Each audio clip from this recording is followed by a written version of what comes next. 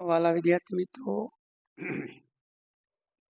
આપણે business account અને finance એકાઉન્ટના એક ચેપ્ટર જોયા અને હજી પણ આપણે આગળ બીજા ચેપ્ટર પણ કરશું. તો વચ્ચે એક આંકડાશાસ્ત્રનું ચેપ્ટર લઈ લઈએ, જેથી આંકડાશાસ્ત્રમાં પણ આપણે થોડી ઘણી માહિતી મળી જાય. તો આંકડાશાસ્ત્રની સંભાવના અને અસતત સંભાવના વિતરણો એના 4 ચેપ્ટર છે. તો અસતત વિતરણ અને અસતત વિતરણ બે ભાગમાં છે. 25% તરીકે તમને છે અને બાકીના 2 સંભાવના વિશે છે, એ 25% તરીકે છે. એટલે ટોટલ 4 યુનિટ છે.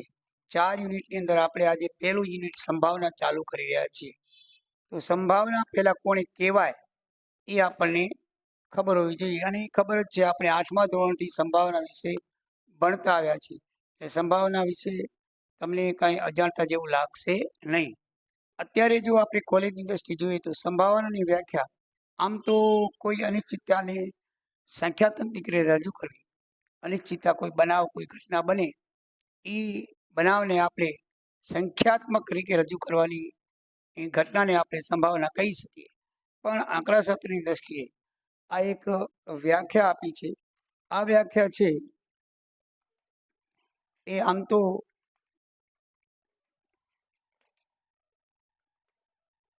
સાંખ્યિકી અથવા સ્વાભાવિક વ્યાખ્યા કહેવાય. તો એ વ્યાખ્યામાં જણાવવામાં આવે છે કે કોઈ એક પ્રયોગનું સમાન શરતો હેઠળ ખૂબ વધારે વખત પુનરાવર્તન કરવામાં આવે તો કોઈ એક ઘટનાના બનાવો અને કુલ બનાવોના ગુણોત્તરના લક્ષને તે ઘટનાની સફળતાની સંભાવના કહેવામાં આવે છે. કોઈ એક પરિણામ લાવવા માટે આપણે વધારે વખત પુનરાવર્તન કરી કે ભાઈ સિક્કાને 4 વખત ઉછાળો, પાસાને 5 વખત ઉછાળો, બરાબર છે. તો એમાં એ ઘટના બને, એમાં એના કુલ બનાવો અને એ ઘટના, એ બેનો ગુણોત્તર ઉપર નીચે અંશના છેદમાં લખીએ અને એને જે લક્ષ એટલે લિમિટ, એ જે ઘટનાની સફળતા મળે એને આપણે શું કરીએ છીએ? સંભાવના કહીએ છીએ. દાખલામાં પછી આપણે એને વધારે વિગતવાર જોશું. હવે સંભાવનાના 2 પ્રકાર છે. આમ તો કોઈ પણ ઘટનામાં રહેલી અનિશ્ચિતતાને સંખ્યાત્મક રીતે દર્શાવવામાં આવે છે. એ આપણે એક શોર્ટ સમજણ માટે છે કે કોઈ પણ ઘટનામાં રહેલી અનિશ્ચિતતા, દાખલા તરીકે એક સિક્કો ઉછાળીએ, છાપ પડશે કે કાંટો, એ અનિશ્ચિતતા છે, બરાબર. છાપ પડશે કે કાંટો એ કંઈ ખબર નથી આપણને. 50% છાપ પડે તો 50% અનિશ્ચિતતા કહેવાય. એ 50% અનિશ્ચિતતાને દર્શાવવા માટે એ સંખ્યાત્મક થઈ ગયું. એટલે કોઈ પણ ઘટનામાં રહેલી અનિશ્ચિતતાને સંખ્યાત્મક રીતે દર્શાવવામાં આવે તો આપણે એને શું કરી શકીએ? એનો ઉપયોગ સંભાવનામાં થાય છે અને સંભાવના કહેવામાં આવે છે. સંભાવનાના 2 પ્રકાર છે, હેતુ અથવા પરિણામલક્ષી સંભાવના અને બીજી છે વિષયલક્ષી સંભાવના. હેતુલક્ષી સંભાવનાના પાછા 2 પ્રકાર છે. પરિણામલક્ષી 2 એક જ કહેવાય. પ્રશિષ્ટ સંભાવના અને તુલનાત્મક સંભાવના. પ્રશિષ્ટ સંભાવના કોને કહેવાય? કે સંભાવના જ્યારે કોઈ યાદચ્છિક પ્રયોગને આધારે મેળવી ત્યારે તે સંભાવના પ્રશિષ્ટ સંભાવના કહેવાય.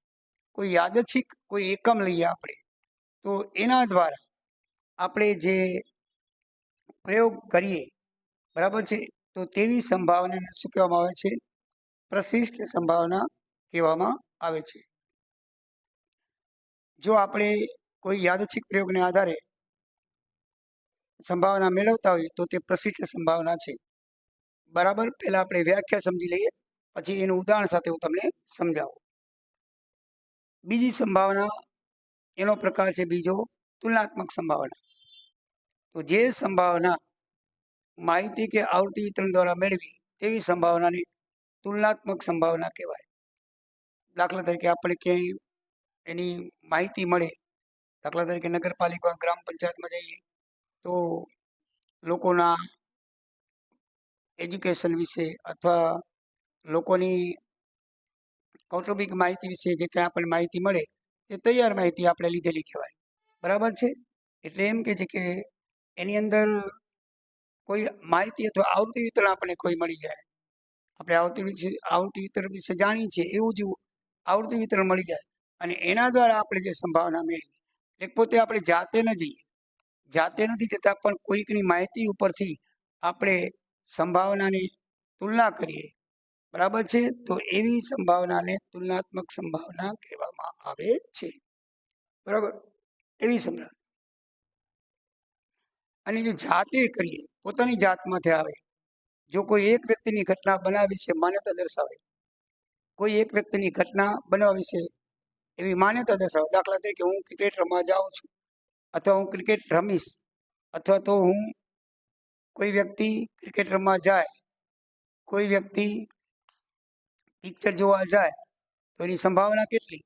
તો એ પર્સનલ બાબતો પર, એટલે કે કોઈ એક વ્યક્તિની ઘટના બને અને એ બનાવને જો આપણે સાંખ્યિક રીતે રજૂઆત કરી તો એવી સંભાવનાને વિષયલક્ષી કહેવામાં આવે છે. દાખલા તરીકે એક વ્યક્તિ ક્રિકેટ રમવા જાય છે, તેની સંભાવના 0.99 છે, બરાબર છે, તો વિષયલક્ષી સંભાવના કહેવાય. કેમાં? કારણ કે તે એક વ્યક્તિ ઉપર આધારિત છે, બીજું તેમાં કુલ ઘટકો કેટલા, સાનુકૂળ પરિણામો કેટલા, સાનુકૂળ ઘટકો કેટલા, સાનુકૂળ પરિણામો કેટલા, એ કંઈ આપણને એની અંદર માહિતી મળતી નથી. એટલે આ અવ્યાખ્યાયિત છે, એ પોતે અવ્યાખ્યાયિત હોવાથી, એક જ વ્યક્તિ આધારી હોવાથી એને કેવી ઘટનાઓ કહેવામાં આવે છે? વિષયલક્ષી ઘટના કહેવામાં આવે છે. હવે આપણે સંભાવનાની અંદર આ ત્રણમાં જોઈ લઈએ. દાખલા તરીકે કોઈ એક સિક્કો આપણે ઉછાળ્યો, બરાબર છે, કોઈક ક્ષમતાને ઉછાળ છાપ મળશે કે કાંટો, તો એ જે પ્રયોગ યાદચ્છિક, આપણે સિક્કો ઉછાળ્યો એટલે યાદચ્છિક પ્રયોગ થયો કહેવાય, બરાબર છે, તો એ પ્રતિષ્ઠિત સંભાવના કહેવાય. યાદચ્છિક પ્રયોગના આધારે જો કોઈ આપણી સંભાવના મેળવી તો એ કેવી કહેવાય? પ્રતિષ્ઠિત સંભાવના કહેવાય. અને જો આપણી પાસે એવી માહિતી હોય કોઈ, અને માહિતીને આધારે આપણે સંભાવના દર્શાવીએ, તો એવી સંભાવનાને તુલનાત્મક સંભાવના કહેવાય. અને આપણે કોઈ વ્યક્તિ વિશે કોઈ ઘટના બને અને એ ઘટનાને આધારે આપણે એને સંખ્યાત્મક તરીકે દર્શાવીએ, દાખલા તરીકે ક્રિકેટ રમવા જાય છે કોઈ એક વ્યક્તિ, અથવા તો કોઈ એક વ્યક્તિ પિક્ચર જોવા જાય છે, કોઈ પણ બનાવ ઘટના એના આધારિત લઈ શકીએ, તો એવી જે ઘટના બને એવી ઘટનાને આપણે કેવી ઘટના કહીએ છીએ? વિષયલક્ષી ઘટના કહીએ છીએ. તો હવે આપણે સંભાવના વિશે આટલું સમજ્યા પછી સંભાવનાની અંદર આવતા કેટલાક મૂળ પદો, એ પદોને શું કહેવાય? દાખલા તરીકે યાદચ્છિક પદ કેને કહેવાય, યાદચ્છિક અવકાશ કોને કહેવાય, ઘટના કેને કહેવાય, પૂરક ઘટના કેને કહેવાય, બે ઘટનાઓનો છેદ કેને કહેવાય, તફાવત ઘટના કેને કહેવાય, નિશેષ ઘટનાઓ કેને કહેવાય, પરસ્પર નિવારક ઘટનાઓ કેને કહેવાય, નિરપેક્ષ ઘટનાઓ કેને કહેવાય, સાનુકૂળ બનાવો કેને કહેવાય. પહેલા આના વિશે સમજી લઈએ, પછી આપણે દાખલા શરૂ કરીએ. તો ચાલો આપણે પહેલા એના વિશે સમજી લઈએ. વિદ્યાર્થી મિત્રો, હવે આપણે સંભાવનામાં અમુક આવતા પદો, એ પદો વિશે આપણે માહિતી મેળવીએ. તો યદચ્છ પ્રયોગ એને શું કહેવાય? તો સિક્કો કે સમઘન પાસો ઉછાળવામાં આવે યદચ્છ પ્રયોગ કહેવાય. આપણે જાતે ઉછાળી, યદચ્છ એટલે જાતે ઉછાળી અને જાતે પ્રયોગ કરીએ એ કેવો કહેવાય? યદચ્છ પ્રયોગ કહેવાય. નિદર્શ અવકાશ કોને કહેવાય? તો કોઈ પણ પ્રયોગના શક્ય તેટલા બધા જ પરિમાણોના ગણને નિદર્શ અવકાશ કહેવામાં આવે છે. કેટલા પરિણામો હોય એના સમૂહને ગણ એટલે સમૂહ, એને શું કહેવાય? નિદર્શ અવકાશ કહેવામાં આવે. અને તેને યુ અથવા એસ વડે દર્શાવવામાં આવે છે. અને તેના દરેક પરિણામને નિદર્શ બિંદુ કહેવામાં આવે છે. શું કહેવામાં આવે છે? નિદર્શ બિંદુ કહેવામાં આવે છે. દાખલા તરીકે આપણે એક પાસો ઉછાળીએ અને એ પાછળના શક્ય તેટલા પરિણામો હોય, દાખલા તરીકે 36 તો 36, તો એ 36 બિંદુઓને નિદર્શ બિંદુ કહેવામાં આવે. અને એનો જે ગણ સમૂહ, બરાબર છે, એ સમૂહને ગણ કહેવામાં આવે. અને એ ગણને કુલ નિદર્શ બિંદુ કહેવામાં આવે. અને એને એનએસ વડે દર્શાવવામાં આવે છે. એને શેના વડે દર્શાવવામાં આવે છે? એનએસ વડે. એન એટલે નંબર, એસ એટલે ગણ. આપણે જે ગણ છે ને એને દર્શાવે છે નિદર્શ ગણ, બિંદુઓનો બનેલું છે, એને એનએસ વડે દર્શાવવામાં આવે છે. દાખલા તરીકે બિંદુઓ કેને કહેવાય? એકવાર સિક્કો ઉછાળીએ તો એચટી પડે, છાપ અથવા કાંટો તો બે નિર્દેશ બિંદુ કહેવાય. બે વાર ઉછાળીએ તો આ રીતે ચાર છાપ કાંટો અહીંથી મળે, તો ચાર નિર્દેશ બિંદુ કહેવાય. એવી રીતે આપણે 3 વખત ઉછાળીએ તો 8 નિર્દેશ બિંદુ મળે, અને એ બધા એની ગણની નિશાની ગણની નિશાનીમાં દર્શાવવામાં આવે છે, અને તેને કુલ નિર્દેશ બિંદુ કહેવામાં આવે, NS તરીકે દર્શાવવામાં આવે છે. એવી રીતે આપણે જો સિક્કાને ઉછાળીએ તો 36 નિર્દેશ બિંદુઓ મળે, તમારી ચોપડીમાં એ દર્શાવેલા છે. હવે ઘટના, તો કોઈ પણ પ્રયોગના પરિણામને ઘટના કહેવામાં આવે. કોઈ પણ પ્રયોગ કરી અને જે પરિણામ મળે, દાખલા તરીકે આપણે સિક્કો ઉછાળીએ તો છાપ મળે અથવા તો કાંટો મળે, તો જે છાપ મળે, જે કાંટો મળે, તેને શું કહેવામાં આવે છે? ઘટના કહેવામાં આવે છે. કોઈ પણ પ્રયોગના પરિણામને ઘટના કહેવામાં આવે છે. જો સિક્કો ઉછાળવામાં આવે તો છાપને પ્રાપ્તિને કે કાંટાની પ્રાપ્તિને ઘટના કહેવામાં આવે છે. આપણને જે પરિણામ મળે તે સિક્કો મળે અથવા કાંટો. જો એસ એ નિર્દેશ હોય અને એ ઘટના હોય તો એ એસ નો ઉપગણ કહેવાય. એ છે એ એસ ની અંદર સમાયેલો છે. આ એસ છે ને ઉપગણની નિશાની છે. એ છે ઘટના છે. જો ઘણી બધી ઘટનાઓ ભેગી થઈને એસ બને તો એને સંકેતમાં એ ઉપગણ એસ દર્શાવાય. એસમાં એ સમાયેલો છે. દાખલા તરીકે તાલુકો છે તો એના નિર્દેશ બિંદુ કોણ કહેવાય? ગામડા કહેવાય. કારણ કે ઘણા બધા ગામડાઓ મળીને તાલુકા બને, તો તાલુકો છે એસ કહેવાય, અને ગામડા છે એ નિર્દેશ બિંદુ કહેવાય. એવી રીતે ઘણા બધા તાલુકાઓ ભેગા થઈને જિલ્લો બને, તો જિલ્લો એસ કહેવાય, અને તાલુકાઓ નિર્દેશ બિંદુ કહેવાય. તો આ રીતે જેમ તાલુકાઓમાં ગામડા સમાયેલા છે, એવી રીતે આ ઘટનાઓ છે એસમાં સમાયેલી છે. એટલે ઉપગણ કેને કહેવાય? કે જે એમાં સમાયેલો, આ એ ઉપગણ એસ, એનો અર્થ એવો થાય કે એ એસમાં સમાયેલો છે. બરાબર? એવી રીતે. અને એ ઘટનાને ABC અથવા A1, A2, A3 વડે દર્શાવવામાં આવે છે. અને જો એ બરાબર ખાલી ગણવું તો એ અશક્ય ઘટના છે. ગામડા જ ન હોય તો તાલુકો કઈ રીતે બને? ન બને ને, અશક્ય ઘટના છે. તાલુકા બનાવવા માટે ગામડા જરૂરી છે. એટલે ગણ ખાલી હોય, કોઈ ગામનું ન હોય, તો એ બરાબર જો ખાલી ગણ હોય અને ફાય કહેવાય છે, કાંઈ ન હોય તો અશક્ય ઘટના. અશક્ય ઘટનાની સંભાવના 0 છે, આપ જાણો છો, એટલે 0. અને એ બરાબર એસ હોય તો ચોક્કસ ઘટના કહેવાય. જો બધા ગામડાઓ હોય, બરાબર છે, એસના સભ્યો હોય તો તાલુકો બને, એ શક્ય ઘટના છે. ગામડા બધા ભેગા થાય તો તાલુકો બને જ. તો એ ચોક્કસ ઘટના કહેવામાં આવે છે. હવે આગળ આપણે બીજા,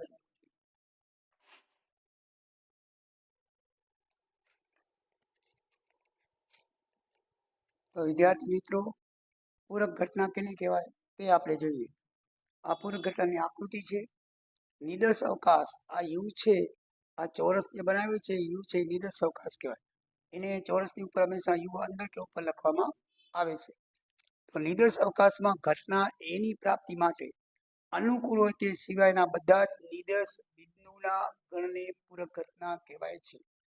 એટલે કે તમે ઘટના એ હોય એના અનુકૂળ સિવાયના નિર્દેશ બિંદુ હોય એના બિંદુના ગણને, દાખલા તરીકે તમને કોઈ સંભાવના માટે કીધું હોય કે ભાઈ એકી સંખ્યાનો ગણ, તેની સંભાવના કેવું? બરાબર છે. તો એકી સંખ્યાનો ગણ એ આપણી સાનુકૂળ પરિણામ કહેવાય, એટલે કે અનુકૂળ પરિણામ કહેવાય. એના સિવાયના બેકી સંખ્યા તો એ એની પૂરક ઘટના કહેવાય. એટલે કે અનુકૂળ સિવાયના જે નિર્દેશ બિંદુ હોય એ બિંદુઓને આપણે કહેવાય કે શું? પૂરક ઘટના કહેવાય. એકી એ આપણું અનુકૂળ પરિણામ છે, અને બેકી એ આપણું અનુકૂળ પરિણામ નથી. લખ્યું છે અનુકૂળ હોય તે સિવાયના બધા નિર્દેશ. આપણે અનુકૂળ પૂછ્યું છે એકીનું, એટલે બેકી છે એ આપણા માટે સાનુકૂળ પરિણામ ના કહેવાય. તો બેકી સંખ્યા એ પૂરક ઘટના કહેવાય. એકીની સંખ્યા એ શું કહેવાય? સાનુકૂળ પરિણામ, અને બેકીની સંખ્યા એ પૂરક ઘટના. એવી રીતે હવે બે યોગ ઘટના કેને કહે? તો બે ઘટનાના જોડાણને યોગ ઘટના કહેવાય. દાખલા તરીકે એની અંદર ક્રિકેટના ખેલાડી હોય, બીની અંદર હોકીના ખેલાડી હોય, તો બંને ભેગા કરી તો કોઈ પણ એક ખેલાડી આપણે આવે આગળ, એ કાં તો હોકીનો પણ હોઈ શકે ને ક્રિકેટનો પણ હોઈ શકે. એટલે બે ઘટનાઓના જુદાને શું કહેવાય? યોગ ઘટના કહેવાય. પછી એ અને બી બંને સાથે આવતા નિર્દેશ બિંદુઓના ગણને છેદ ઘટના કહેવાય છે. દાખલા તરીકે તમને 12 ના આવ્યો કહું તો 12 ના આવ્યો 1 2 3 4 6 12 થાય, તો 18 ના આવ્યો 1 2 3 6 9 ને 12 થાય. તો બંનેમાં આવ્યા કયા? તો બંનેના આવ્યો 1 2 3 6 એટલે કોમન. કહેવાનો મતલબ કે બંનેઓમાં કોમન હોય, ગુસા હોય, એટલે ગુસા અને છેદ ઘટના કહેવાય. ગુસા કેને કહીએ આપણે? બંનેમાં હોય એવું. તો બંનેમાં હોય એની એના અને બીમાં બંને આવતા હોય નિર્દેશ બિંદુ, એમાં પણ હોય અને બીમાં હોય, તો એને કેવું કહેવાય? છેદ ઘટના કહેવાય. શું કહેવાય? છેદ ઘટના. હવે આપણે તફાવત ઘટના સમજીએ. તો તફાવત ઘટના છે એ બને પણ બી ન બને. એક ઘટના બને બીજી ઘટના ન બને. આમાં એ બને છે, બી નથી બનતી. તો આવી જે જો બીમાં કોરું છે એ ઘટના બને છે, એને એ ઓછા બી વડે દર્શાવવામાં આવે છે. પરસ્પર નિવારક ઘટના. પરસ્પર નિવારક ઘટના એટલે કે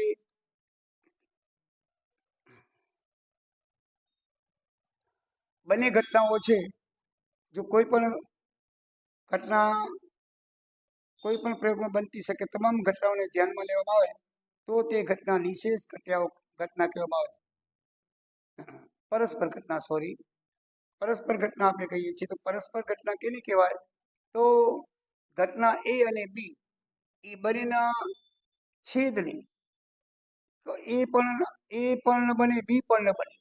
બરાબર છે? તો એ છેદ બી એને આકૃતિમાં કઈ રીતે દર્શાવવામાં આવે છે? આ રીતે. અને એનો સિમ્બોલ એ છેદ બી બરાબર શું કહેવાય? ફાય. ફાય મીન્સ કે કોઈ પણ એની અંદર સભ્ય ના હોય, કોઈ પણ એની સભ્ય હોતા નથી. બરાબર છે? એટલે કે કોઈ પણ એક ઘટના બનવાની બાકી તમામ ઘટનાઓ બની શકતી નથી. એ જો કોઈ યદચ્છ પ્રયોગમાં કોઈ પણ એક ઘટના બનવાથી બાકીની તમામ ઘટનાઓ બની શકતી નથી, તે ઘટનાઓને પરસ્પર નિવારક ઘટના કહેવાય છે. એ અને બી પરસ્પર નિવારક ઘટનાઓ છે અને તેને એ છેદ બી વડે બરાબર ફાય વડે દર્શાવવામાં આવે છે. એટલે કે એક ઘટના ન બને તો બીજી કોઈ ઘટના ન બને. એક ઘટના એકબીજા ઉપર આધારિત હોય, પરસ્પર નિવારક ઘટના એકબીજા ઉપર આધારિત, તો એક ઘટના બને તો બીજી ઘટના ન બને. દાખલા તરીકે સિક્કો ઉછાળવામાં આવે તો છાપની પ્રાપ્તિ અને કાંટાની પ્રાપ્તિ પરસ્પર નિવારક ઘટનાઓ કહેવાય. સિક્કો ઉછાળવામાં આવે તો છાપની પ્રાપ્તિ પણ થાય અને કાંટાની પ્રાપ્તિ પણ થાય, તો એ એકબીજાને નિવારક ઘટનાઓ કહેવામાં આવે છે. નિશેષ ઘટનાઓ. તો નિશેષ ઘટનાઓ કેને કહેવાય? જો કોઈ પણ પ્રયોગમાં બનતી શકે તમામ ઘટનાઓને ધ્યાનમાં લેવામાં આવે તો તે નિશેષ ઘટનાઓ કહેવામાં આવે. કારણ કે બધી જ ઘટનાઓ ધ્યાનમાં લઈ લે, શેષ કાંઈ નથી. બધી ઘટનાઓને શું લેવામાં? બધી ઘટનાઓ જેટલી બને બધી ઘટનાઓને આપણે હિસાબમાં લઈ લેવાની, મીન્સ કે દાખલાની અંદર લઈ લેવાની. તો કોઈ ઘટના બાકી રહેતી નથી, એટલે શેષ બાકી નથી રહેતો, માત્ર નિશેષ ઘટના કહેવામાં આવે. આ બધા આપણે દાખલા ગણશું ને ત્યારે વિશેષ ધ્યાનમાં આપણને આવશે. સમસમાવી ઘટના એટલે કોઈ પણ યદચ્છ પ્રયોગમાં જો કોઈ એક ઘટનાની પ્રાપ્તિની તક અન્ય ઘટનાની પ્રાપ્તિની તક કરતાં ઓછી કે વધારે ન હોય તેવી ઘટનાને સમસમાવી ઘટના કહેવાય છે. દાખલા તરીકે બે સેમ હોય, બે બરાબર હોય એટલે સમસમાવી ઘટના એને કહેવાય છે. જો કોઈ એક પ્રયોગમાં ઘટના એની પ્રાપ્તિ માટેના, તો દાખલા તરીકે સિક્કો ઉછાળીએ અને છાપ અને કાંટો બંને સમસમાવેલી ઘટના છે. કારણ કે છાપ મળે અને કાંટો મળે, કાં તો એક છાપ મળશે ને એક કાંટો, બે છાપ ને બે કાંટા નહીં મળે. એક છાપ મળશે કાં તો એક કાંટો મળશે, એટલે બે સમસમા, બેમાં એક એક જ આવશે, એટલે એને શું કહેવાય? સમસમાવી ઘટના. સાનુકૂળ બનાવો. કોઈ એક પ્રયોગમાં ઘટના એની પ્રાપ્તિ માટેના અનુકૂળ નિર્દેશ બિંદુઓ એના સાનુકૂળ બનાવો કહેવાય. દાખલા તરીકે આપણને એકી સંખ્યા ની સંભાવના જોવાની હોય તો એકી સંખ્યા 1, 3, 5 એ આપણા માટે શું કહેવાય? સાનુકૂળ પરિણામ કહેવાય. એની સાનુકૂળ પરિણામ છે એને અનુકૂળ નિર્દેશ બિંદુ કહેવામાં આવે.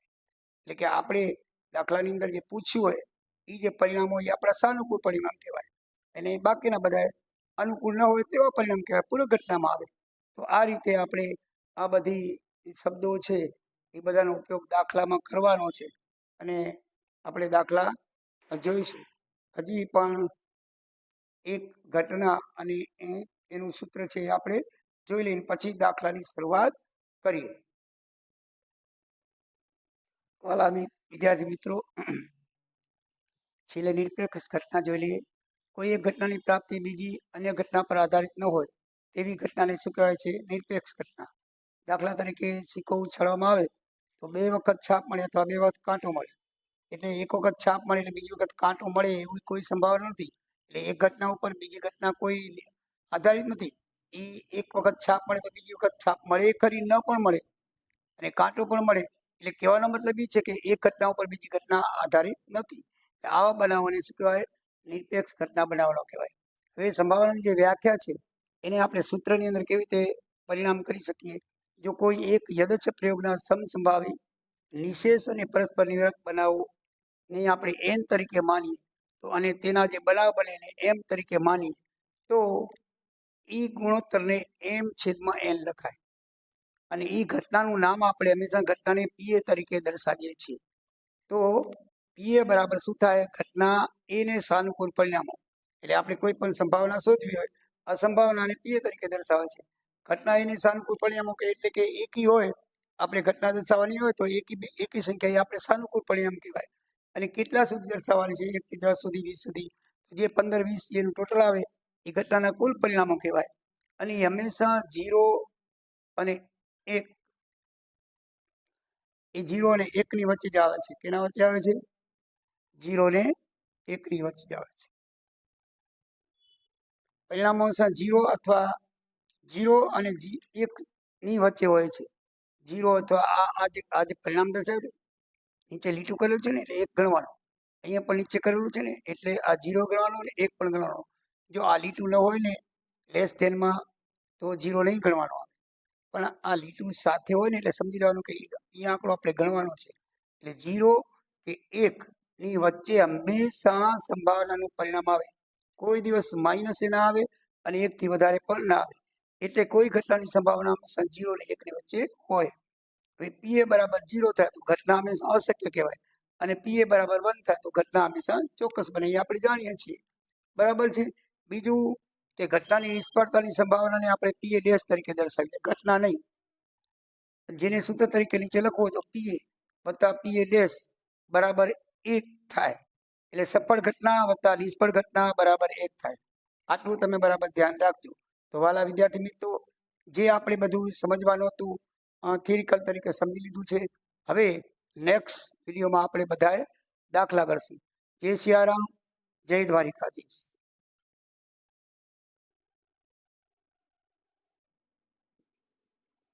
વિદ્યાર્થી મિત્રો, હવે આપણે આગળ જોઈએ તો બાયોડેટા આપણે જોઈ લીધી. એની જે શબ્દો છે દાખલામાં વપરાતા એ શબ્દોની માહિતી, એનો અર્થ આપણે સમજી લીધો. અને હવે એના અગત્યના સૂત્રો છે દાખલામાં વપરાતા એવા તમારા પાઠ્યપુસ્તકમાં 13 સૂત્રો આપ્યા છે, અગત્યના પરિણામો અને તેનો અર્થ, પેજ નંબર 9 ઉપર. તો એ જે સૂત્રો છે એ દરેક સૂત્રના એક દાખલા હું તમને ગણીને સમજાવીશ. તો પહેલું સૂત્ર છે એનું PA બરાબર ઘટના એ ઉદ્ભવે તેવી સંભાવના. એટલે PA બરાબર m/n. m મીન્સ આપણે સાનુકૂળ બનાવો અને n મીન્સ કુલ બનાવો. બરાબર છે. એના દાખલા જોઈએ તો સાનુકૂળ બનાવો કેને કહેવાય આપણે જોઈ ગયા. બરાબર છે. છતાંય દાખલામાં આપણે એનો ઉલ્લેખ કરતા રહીશું.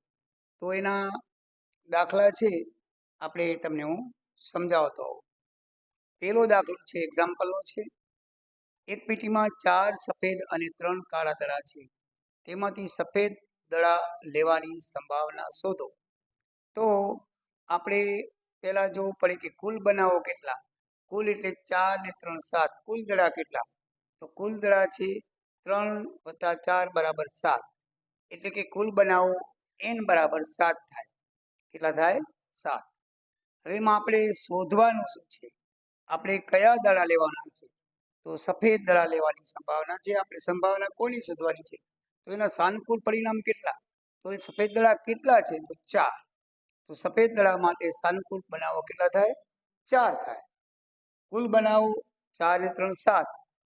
અને આપણે જે શોધવાની સંભાવના છે એના માટે સફેદ દરા કેટલા છે? 4. તો આપણા માટે 4 સાનુકૂળ પરિણામ કહેવાય. એને જો આપણે સૂત્ર મૂકીએ પીએ બરાબર m/n. m મીન્સ સાનુકૂળ પરિણામ 4 અને n મીન્સ ટોટલ પરિણામ 7. 4/7 છેદ ઉડતા નથી માટે આ એનો જવાબ. આમ તો એકદમ ઇઝી છે. આપણે આવું બધું 7મા 8મા ધોરણ 9 10 બધા કરતા આવ્યા છીએ, પણ તમને થોડુંક વધારે આવશે. જેમ જેમ થોડાક સૂત્રો વધતા આવશે તેમ તેમ નિવારક ઘટના, નિશેષ ઘટના બધું આવ્યા આવશે. આપણે સૂત્ર સાથે દાખલા જોવાના છે એટલે તમને ખબર પડે કે કયા સૂત્રનો દાખલો કયો કેવી રીતે થાય. નહીં તો શું ગબડ ગોટાળો થઈ જાય. બધા દાખલા લાઈનસર લેતા હોય તો કોઈ નિવારક ઘટનાનો, કોઈ નિશેષ ઘટનાનો હોય, બરાબર છે, કોઈ પૂરક ઘટનાનો હોય. તો આપણને એ ખબર પડવી જોઈએ કે કઈ પૂરક ઘટના કહેવાય, કઈ નિશેષ ઘટનાનો દાખલો કહેવાય. તો એ રીતે હું તમને સૂત્ર વાઇઝ દાખલા બધો આપું. 13 સૂત્ર છે. 13 સૂત્રના 2-3 દાખલા કરી તો આપણે લગભગ 13 39 40 50 દાખલા આ પ્રકારની અંદર આપણે જોવાના છે. બરાબર ને? તો એ રીતે સૂત્ર વાઇઝ તમને દાખલા હું ગણાવતો આવીશ. તો પહેલા સૂત્રના દાખલા, આ 3 દાખલા મેં તમને દીધા છે. બાકીના પછી સ્વાધ્યાય પૂરું થાય પછી આપણે ગણશું. તો બીજો દાખલો છે 3 સિક્કા. તમારા એક્ઝામ્પલનો 5મો દાખલો. 3 સિક્કા એક સાથે ઉછાળવામાં આવે તો 2 છાપ અને 1 કાંટો મળવાની સંભાવના શોધો. તો જો 3 સિક્કા એક સાથે ઉછાળવામાં આવે, આ દાખલો તમને હમણાં પરીક્ષામાં પણ પૂછાયેલો છે. તો 3 વખત ઉછાળવામાં આવે તો એસએસસી વાળાને પૂછાયેલો છે. બરાબર? તો 3 વખત ઉછાળવામાં આવે તો પહેલા તો આપણે એના 3 વખત ઉછાળવામાં તો કુલ પરિણામો શોધવા પડે કે 3 ભેગા ઉછાળી તો કાં તો 3 છાપ પડે, 3 ભેગા ઉછાળી તો 2 છાપ ને 1 કાંટો પડે. વળી પાછું 3 ઉછાળીએ તો 2 છાપ ને વચ્ચે 1 કાંટો આવે. વળી પાછા 3 ઉછાળી તો 1 કાંટો ને 2 છાપ પડે. વળી પાછા 3 ઉછાળી 2 કાંટા ને 1 છાપ પડે. આવી રીતે તમે ઉછાળતા જાઓ તો ઘણી વખત 3 કાંટા પડે. તો આવી રીતે આપણે ઉછાળીએ તો આપણને ટોટલ 8 પરિણામ મળે. કેટલા પરિણામ મળે? 8. 1 2 3 4 5 6 7 8. 8 પરિણામ મળે. એ આપણે ગણમાં દર્શાવો. નિર્દેશ અવકાશ કહેવાય. શું કહેવાય?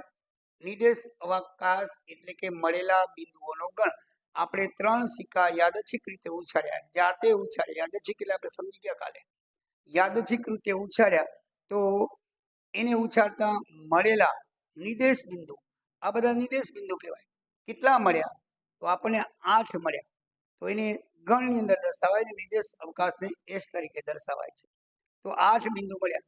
હવે આપણે ટોટલમાં આપણે લખશું 8. કુલ પરિણામો કેટલા મળ્યા? આપણને 8 મળ્યા. હવે સાનુકૂળ પરિણામો કેટલા છે? આપણને શું કીધું છે કે 2 છાપ અને 1 કાંટો હોવો જોઈએ. શું હોવું જોઈએ? 2 છાપ હોવી જોઈએ. તો આ 2 છાપ 1 કાંટો, આ 2 છાપ 1 કાંટો, પછી આ 2 છાપ 1 કાંટો. જો આમાં HH કાંટો, HH કાંટો, HH કાંટો, બાકી HH કાંટો નથી. તો આપણને સાનુકૂળ પરિણામો 3 મળ્યા. કેટલા મળ્યા?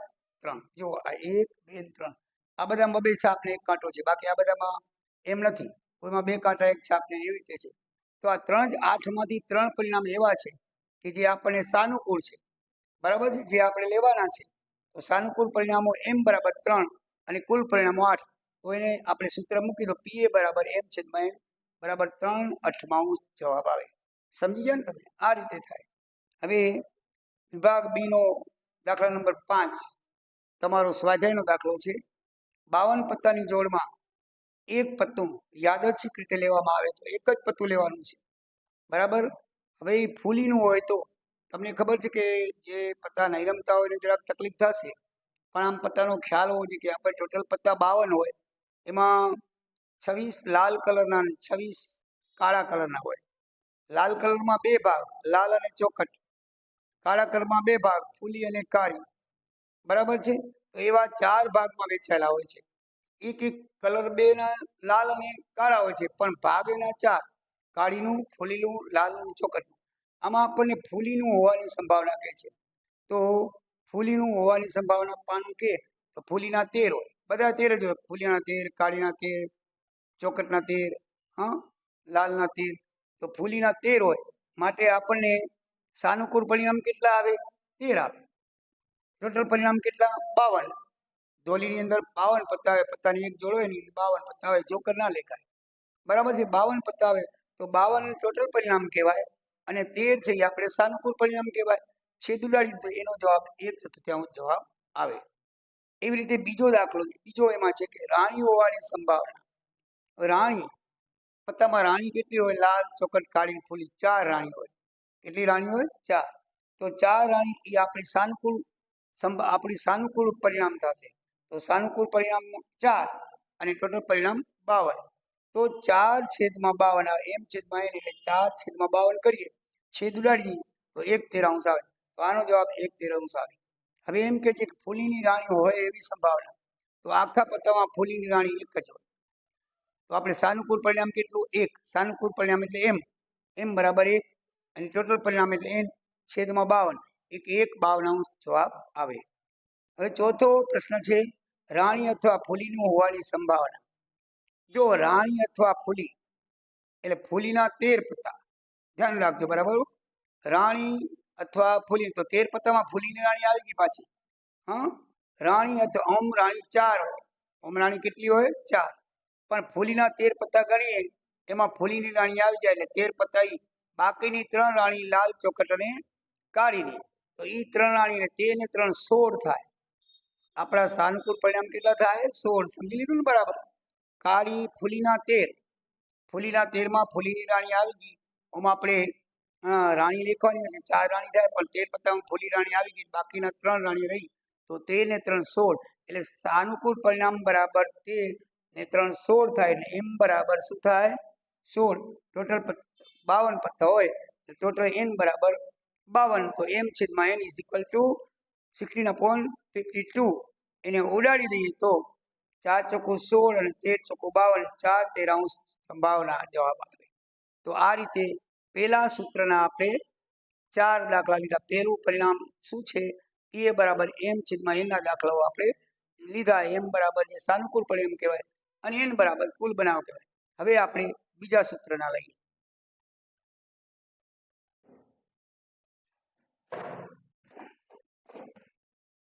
વિદ્યાર્થી મિત્રો, નિયમ નંબર 2, પરિણામ 2 છે પી એ ડેશ ઘટના ન ઉદ્ભવે એવી. તો ઘટના ન ઉદ્ભવે, ન બને એનું સૂત્ર છે પી એ ડેશ બરાબર 1 - પી.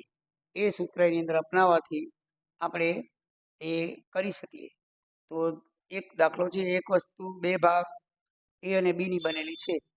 ભાગ એ ખામી હોવાની સંભાવના પી એ બરાબર 0.05 છે અને ભાગ બી ખામી હોવાની સંભાવના પીબી બરાબર 0.07 છે. તો બંનેના સારા ભાગની સંભાવના શોધવાની છે. એટલે ભાગ સારો ભાગ શોધવાનો, આપણે આપ્યો છે ખામી વાળો, આપણે શોધવાનો છે સારો. એટલે ઘટના ન બને, વિરુદ્ધ આપેલું હોય, જે વિરુદ્ધ આપેલું શોધવાનું નહીં, ઘટના ન બને કહેવાય. એટલે એને અહીંયા પી ડેશ વાળા સૂત્રથી ઉપયોગ થાય. વિરુદ્ધ શોધવાનો, સારો આપેલો હોય ને ખરાબ શોધવાનું, ખરાબ આપેલો હોય ને સારો શોધવાનું હોય, બરાબર છે. તો એવી રીતે જે દાખલાની અંદર રકમ હોય તો એ પી ડેશ નો દાખલો કહેવાય. તો હવે આપણને ખામી વાળો ભાગ દીધો છે, તો આપણે એ ભાગ સારો વાળી સંભાવના કેવી કહેવાય? તો પી એ ડેશ બરાબર છે બરાબર 1 - પી એ સૂત્ર છે એનું. શું છે? ખામી વાળો ભાગ હોવાની. ખામી વાળો ભાગ છે તો આપણે સારો ભાગ શોધવો હોય તો પી એ ડેશ બરાબર સારા ભાગ માટે પી એ ડેશ કહેવાય. જે ઘટના નથી બની, આ ઘટના બની છે, ઘટના ન બને, ખરાબ ભાગની ઘટના બની છે, તો ઘટના નથી બની કોની? સારા ભાગની, તો પી એ ડેશ કહેવાય. એ ઓછા પી એ બાદ કરી, પી એ બાદ કરેલું છે, જો પી એ ડેશ આપેલો તો પી એ બાદ કરવાનું, પી એ ડેશ પી આપેલો તો પી એ બાદ કરવાનું. આપણે પી આપેલું છે 0.5, 1 - 0.5 કરો 0.95 જવાબ આવે. એવી રીતે બી નો સારો ભાગ એટલે પી બી ડેશ આવે, એમાં 1 - પીબી કરો એટલે 0.7 બાદ કરો 0.93 આવે. હવે 52 પત્તામાં રાજા ન હોય તેવી સંભાવના. હવે રાજા હોય તો શું થાય? આપણે એની વિરુદ્ધ સંખ્યા શોધવાની. જો રાજા હોય તો 4/52 આવે. કેટલી આવે? એ ઘટના આપણે કેવી કહેવાય? 4/52 આવે. તો 4/52 છેદ ઉડાડી તો 1/13 થાય. હવે આપણે રાજા ન હોય તેવી સંભાવના શોધી છે, તો રાજા હોય એ પી એ બાદ કરી નાખીએ આપણે. તો પી એ ડેશ આપણે શોધવાનું છે બરાબર એ ઓછા પી એ કરીએ. તો 1 - 1 બરાબર 12 જવાબ આવે. આ બંને દાખલામાં તમે જુઓ, આમાં પી એ ડેશ છે, જે ઘટના બની નથી તે. આમાં કઈ ઘટના નથી બની? સારા ભાગની બની નથી, એટલે એ પી એ ડેશ કહેવાશે. અને આમાં રાજા ન હોવાની સંભાવના આપણે કીધી છે. રાજા હોય એ સંભાવના આપણે શોધવી પડે. તો રાજા હોય તો 4/52 આવે. તો રાજા હોય એ કહેવાય, પી એ ડેશ કહેવાય. પણ ઘટના કઈ શોધવાની છે? રાજા ન હોય તેવી, એટલે કે પી એ ડેશ શોધવાની છે. તો 1 - પી એ બાદ કરી તો પી એ આપણે શોધેલો છે 1/13. તો 1 - 1/13 બરાબર 12/13 થાય. હવે આપણે ત્રીજા સૂત્રના દાખલા જોઈએ. પહેલા વિદ્યાર્થી મિત્રો, હવે આપણે આગળ આંકડાશાસ્ત્રની અંદર એ મુજબ આગળ દાખલો ગણીએ તો તમારા પાઠ્યપુસ્તક ટેક્સ્ટબુકનો ઉદાહરણ નંબર 9 પેજ 12 એના ઉપરનો આ દાખલો છે. એમાં આપેલું છે કે જો P1 બરાબર 2.P2 બરાબર P A1/A2 બરાબર 0.4 હોય તો નીચેની ઘટનાની સંભાવના શોધો. 4 ઘટનાઓ આપી છે, તો ચારે ઘટનાઓ આપણે વિગતવાર જોઈએ. પહેલી ઘટના છે A1 અને A2 બંને થાય. તો પહેલી ઘટના આ રહી. ઘટના નંબર 1, A1 અને A2 બંને થાય તેવી સંભાવના. તો બંને થાય એવી સંભાવનાને છેદ કહેવાય. બંને ઘટનાનો શું કહેવાય? છેદ કહેવાય. એ આપણે જોયું છે આગળ થિયરીમાં. જો બંને ઘટનાઓ બંને થાય તો તે બંનેનો શું કહેવાય? છેદ કહેવાય. તો બંને ઘટનાનો છેદ, તેનું સૂત્ર છે PA/B બરાબર PA × PB. આ છેદ ઘટનાનું સૂત્ર છે PA/B બરાબર PA × PB કરીએ તો એના સૂત્ર મુજબ તો P આપણે અહીંયા A1/A2 થશે. બે ઘટનાઓ આપી છે A1/A2. તો A1/A2 બરાબર PA1 × P2. તો PA1 ની કિંમત કેટલી છે? 4. દાખલામાં આપેલી છે, બરાબર છે. આપણે દાખલા મુજબ જો આપેલી છે PA1 બરાબર પણ 4 થાય, બરાબર છે. PA2A1 બરાબર પણ 4 થાય અને 2.PA2 પણ બરાબર 4 થાય, કારણ કે બધાની કિંમત બરાબર બરાબર છે. એટલે આપણે પહેલા જો દાખલા મુજબ PA1 શોધી લઈએ તો 0.4 કહેવાય અને 2PA1 બરાબર પણ કેટલી કહેવાય? 0.4 જ કહેવાય ને, 0.4 જ કહેવાય, કારણ કે બધા બરાબર એ જ છે.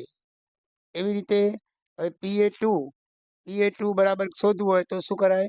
આ 2PA છે તો બે ગુણાકારનો સંબંધ ધરાવે, તો એના બરાબર નીચે ભાગાકાર થઈ જાય. PA2 આગળનો બગલો છે નીચે આવી જાય, એટલે બે ભાગી નાખે, એટલે એની કિંમત 0.2 થાય. અને P1/A2 બરાબર 0.4 આપેલા છે, બરાબર છે. A1/A2 બરાબર 4 આપેલા છે. તો આ બે ઘટનાઓ ચારે ચાર 1, 2 અને 3 ઘટનાઓની કિંમત 0.4 છે. એટલે PA1 ની કિંમત પણ 0.4 થાય, 2.PA2 ની કિંમત પણ 4 થાય. અને આપણે ખાલી PA2 ની શોધવી હોય તો આ જે બગડો છે એ બગડાને આપણે ક્યાં લઈ આવી? છેદમાં. તો શું થઈ જાય? ભાગાકાર થઈ જાય. તો એની કિંમત થાય 0.2 થાય. શું થાય? 0.2. અને છેલ્લી ઘટના PA1/A2 છે એની પણ 0.4 થાય. કહેવાનો મતલબ એ કે ત્રણેયનું ઇક્વલ 0.4 આપેલું છે, તો ત્રણેયનું ઇક્વલ 0.4 થાય. પણ આમાં 2.PA2 આપેલું છે, એટલે ખાલી PA2 શોધવું હોય તો 0.4 ને 2 વડે ભાગીએ તો ખાલી PA2 ની કિંમત 0.2 મળે. તો આપણે PA1 0.4 અને PA2 ની કિંમત આપણે શોધી 0.2 ગુણાકાર કરીએ તો 0.8 થાય, બરાબર ને? નિયમ 4 મુજબ. નિયમ 4 તમે જોઈ લેજો. આ સૂત્ર છે કે બંને ઘટનાઓ છેદ ઘટના કહેવાય. કેવી ઘટના કહેવાય? છેદ. તો નિયમ 4 મુજબ એનું સૂત્ર આ રીતે થાય. તો 4 મુજબ આપણે દાખલો ગણીએ તો એકદમ ઈઝી છે, થઈ જાય. હવે નિયમ 2 માં છે ફક્ત A2 ઘટના થાય, તો જે ફક્ત બેમાંથી એક ઘટના થાય એને તફાવતની ઘટના કહેવાય. શું કહેવાય? તફાવતની ઘટના કહેવાય. એ આપણે આગળ જોઈ ગયા છીએ. તો એ અને એનું સૂત્ર છે A/B બરાબર A/B નહીં. હવે જો એક ઘટના થાય ને એક ઘટના ન થાય તો એ એક એટલે એનો અર્થ થયો કે એ માઇનસ બી તો એના બરાબર શું થાય? એક ઘટના બને ને એક ઘટના ન બને તો એ છેદ એમાંથી જે ઘટના બને છે એ શું કરવી પડે? બાદ કરવી પડે. તો એ છેદ બી ડેશ આવે. એ ઘટના બને છે ને બી ઘટના બનતી નથી. પણ આપણા દાખલામાં એમ કહે છે કે A2 ઘટના બને છે. એટલે આપણા દાખલા માટે A1 બનતી નથી. માટે આ સૂત્ર ઉપરથી આપણે આ સૂત્ર બનાવીએ. A1 ડેશ છેદ A2 થાય. બરાબર છે ને? જે ઘટના બનતી નથી, આપણા દાખલામાં A2 ઘટના બને છે એમ કીધું છે કે ફક્ત A2 જ થાય છે, તો A1 નથી બનતી. માટે આ સૂત્ર ઉપરથી આ સૂત્ર બને A1 ડેશ A1 ડેશ છે A1 ડેશ એમાં છેદ A2 શોધી પડે. તો એનું સૂત્ર નિયમ 7 મુજબ આ છે. PA2 બરાબર PA1 છેદ A2 વત્તા A ડેશ 1 છેદ A2 થાય. કહેવાનો મતલબ એ કે જે ઘટના બનેલી છે, આ બે શું છે? બે યોગ છે, બે ઘટનાઓ બનેલી છે. તો એની અંદરથી આપણે જો આ સૂત્રમાંથી આપણે આ શોધવાનું છે. શું શોધવાનું છે? A1 ડેશ છેદ A2 શોધવાનું છે. તો એને શોધવું હોય તો જે નિયમ મુજબ 7નું જે સૂત્ર છે એનામાંથી આપણે બનાવી શકીએ. તો આ A2 તો એમને રહેશે. આ જે ઘટના છે એને આ બાજુ લઈ આવી તો એ માઇનસ થઈ જશે અને સામે બરાબર આ રહેશે. બરાબર છે? તો આની કિંમત આપણે 0.2 દાખલામાં આપેલી છે અને આની કિંમત આપણે A1 છેદ A2 ની કિંમત આપણે શોધી. એ શું થશે? બાદ થશે. તો બરાબર A1 ડેશ છેદ A2 આપણને મળી જશે. બરાબર ને? છેદ તફાવતની ઘટના છે એટલે તફાવતની ઘટના એટલે આ તફાવતની ઘટના થઈ. A છેદ બી થયું, આ તફાવતની ઘટના થઈ. એમાંથી આ જે નિયમ 7 મુજબનું સૂત્ર છે એમાંથી આપણે આ શોધવાનું છે. તો એને આ સૂત્ર આને આ બાજુ લઈ આવીએ તો A ડેશ 1 ની કિંમત છેદ 2 ની કિંમત આપણે મળી જાય. એટલે 0.A2 ની કિંમત 0.2 છે, દાખલામાં આપેલી જ છે, આપણે શોધી. અને બાકીની જે કિંમત છે ઉપરના આગલા નિયમ 1માં શોધી આપણે, દાખલા નંબર 1માં શોધી, ઘટના 1માં બંનેનો છેદ. તો એ શું થાય? 0.8 તો 0.12 જવાબ આવે. એટલે કહેવાનો મતલબ એ કે A2 છે એ ઘટના બની છે. તો જે આ બે ઘટનાઓ બનેલી છે એની સંભાવનામાંથી એક બનેલી ઘટનાઓની સંભાવના બાદ કરો તો નથી બની એની સંભાવના આવી જાય. હવે ઘટના નંબર 3, ઓછામાં ઓછા એક ઘટનાની સંભાવના, એને યોગ ઘટના કહેવાય. કેવી કહેવાય? યોગ ઘટના. તો નિયમ 8 મુજબ એનું સૂત્ર આ છે. બરાબર? યોગ ઘટનાનું. તો આપણા દાખલા મુજબ A1 યોગ A2 સૂત્ર બનશે. તો PA1 વત્તા PA2 ઓછા આ છેદ ઘટના બાદ કરવાની. જો આ બે યોગ કહેવાય. આ યોગ આપણે યોગ ઘટનાની આકૃતિ જોઈ. આ બે યોગ ઘટનાઓ બને. A1 યોગ A2 માંથી આ વચ્ચેનું જે છે એ ઘટના બાદ કરીએ તો આપણને ઓછામાં ઓછી એક ઘટના બને એવી સંભાવના આવી જાય. તો PA1 વત્તા PA2 એટલે PA1 વત્તા PA2 કરી એમાંથી જે છેદ ઘટના છે એ છેદ A2 બરાબર છે એ આપણે બાદ કરી નાખીએ તો PA1 ની કિંમત 0.4 આપણને આપી છે, PA2 ની કિંમત પણ આપી છે. બેનું પ્લસ કરી અને આ એ છેદની આપણે શોધી 0.8 નિયમ મુજબ 4માં દાખલા નંબર 1માં શોધેલી જ છે આપણી પાસે. એટલે એ બાદ કરશું એટલે 0.52 આવી જશે. ઘટના નંબર 4, A અને B માંથી કોઈ પણ એક પણ નહીં બને. એકદમ ઈઝી છે. નિયમ 9 મુજબ સૂત્ર આ છે. તમે નિયમ સમજાવે એમાં નિયમ 9મો જોઈ લો. તમારો પાના નંબર 10 ઉપર આપેલો છે. બરાબર? તો નિયમ 9 મુજબ આ જે છે એક પણ ઘટના ન બને એટલે ડેશ ઘટના કહેવાય. A1 પણ નથી બનતી, A2 પણ નથી બનતી એટલે ડેશ ઘટના કહેવાય. એને એકમાંથી બાદ કરી નાખો. એકમાંથી શું કરો? બાદ કરી નાખો. દાખલાથી આપણે કહી છે ને PA1 વત્તા PA2 બરાબર 1 થાય. હવે જો આ PA1 બનતી હોય તો એમાંથી એકમાંથી PA2 બાદ કરો અને PA2 બનતી હોય તો એકમાંથી PA1 બાદ કરો. એવી જ રીતે આ છે. આ એકમાંથી કોઈ પણ આ એક ઘટના બનતી નથી. આ એક ઘટના બનતી નથી તો એને એકમાંથી જે બનેલી ઘટના છે એ બાદ કરી નાખો. તો એકમાંથી 0.52 એ યોગ A2 આપણે શોધ્યું. ઘટના નંબર 3 ની અંદર આપણે શોધ્યું. એ કરશું 52, એકમાંથી 0.52 થઈ જાય બાદ તો 0.48 જવાબ આવે. તો નિયમ 9 મુજબ થાય. તો મેન્સ તમારે શું યાદ રાખવું પડે કે કઈ ઘટના છે યાદ રાખવું પડે. મેં તમને નિયમ લખે કઈ તફાવતની ઘટના છે એનું સૂત્ર શું છે, પછી કઈ યોગ ઘટના છે એનું સૂત્ર શું છે, કઈ છેદ ઘટના છે એનું સૂત્ર શું છે. તો નિયમ મુજબ મેં જે તમને આગળ થિયરિકલમાં જણાવ્યું છે એ પ્રમાણે કરશો તો તમને ચોક્કસ આવડી જશે. હજી પણ આપણે પ્રેક્ટિસ માટે દાખલા કરશું. મારી ચેનલને સબસ્ક્રાઈબ કરશો, લાઈક કરશો. જય દ્વારિકાધીશ, જય શ્રી રામ.